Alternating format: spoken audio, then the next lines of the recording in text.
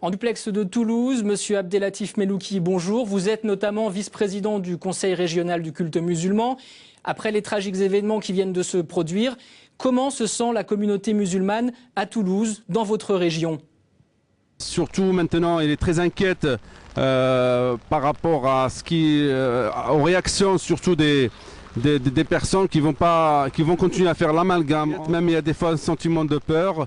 Et ce qui est compréhensible, les gens ils sont avec cette période électorale aussi. Avec ça s'arrange pas encore, enfin ça s'arrange pas du tout quoi. Mais justement, on est en pleine campagne électorale en France. Certains mettent en garde contre les récupérations politiques.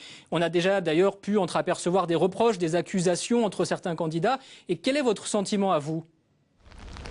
Alors, j'ai rencontré quelques prétendants à la présidentielle hier pendant la cérémonie de commémoration des soldats à Montauban.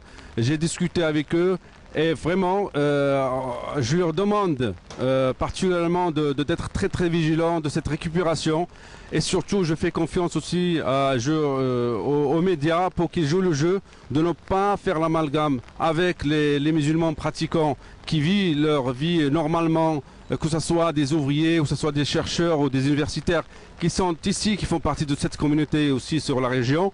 Alors, c'est aux politiques et surtout aux médias de jouer le jeu, de ne pas tomber dans cet amalgame et ne pas tomber dans l'islamophobie qui pousse quelques personnes justement vers cet extrémisme. Enfin, une dernière question, Monsieur Melouki.